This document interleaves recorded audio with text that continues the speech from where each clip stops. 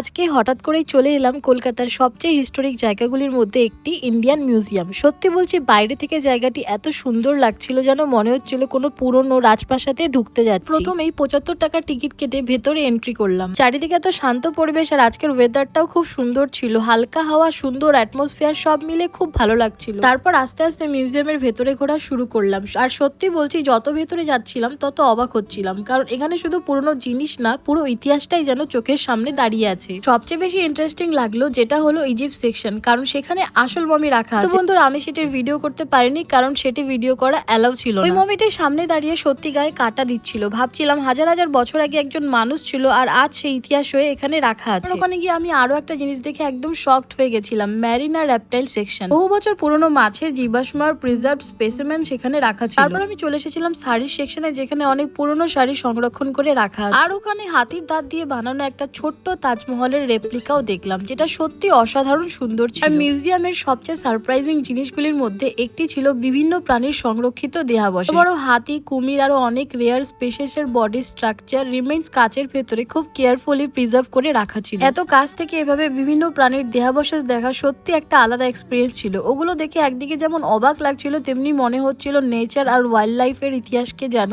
সামনে থেকে দেখছি। তারপর অনেক পুরনো জীবাশ্ম দেখলাম, কোটি কোটি বছর আগের প্রাণীদের ফসিলস দেখে সত্যি মাথা ঘুরে যাওয়ার মতন অবস্থা। ভাবছিলাম এত বছর আগেকার জিনিস এভাবে এখনো রেখে দেওয়া আছে। তারপর চলে আসলাম আরো একটা গ্যালারিতে, যেখানে পাটতন্তু দিয়ে বানানো অনেক সুন্দর সুন্দর জিনিস দেখলাম। সবচেয়ে বেশি নজর কেড়ে নিচ্ছিল পাট দিয়ে তৈরি দুর্গা ঠাকুরের মূর্তি। এত সুন্দর আর্টওয়ার্ক আর ডিটেইলিং ছিল যে দূর থেকে দেখলে বুঝতেই পারা যাবে না যে পুরো জিনিসটা পাট দিয়ে তৈরি। একটা জিনিস আমার খুব ভালো লাগলো, জায়গাটি এত ক্লিন আর সুন্দরভাবে মেনটেন করা হয়েছে যে ঘুরতে একটুও বিরক্ত লাগছিল না। চারিদিকে সবাই ভিডিও করছে, ফটো তুলছে। বহু পুরনো অনেক লম্বা গাছ সংরক্ষণ করে রাখা ছিল, যেটি এত বছরের মধ্যে পুরো স্টোন লাইক ফসিলস হয়ে গেছে। এছাড়াও চারিদিকে অনেক সুন্দর ভাস্কর্য, পুরনো স্থাপত্য আর স্টোন কার্ভিং ছিল, যেগুলো দেখতে একদম রাজাদের সময়ের আর্টওয়ার্কের মতন লাগছে। চন্দ্রগুপ্ত মৌর্যের সময়ের পুরনো কয়েন থেকে শুরু করে গোল্ড কয়েন, বাবর, শাহজাহানদের আমলের রেয়ার কয়েন্স পর্যন্ত সংরক্ষণ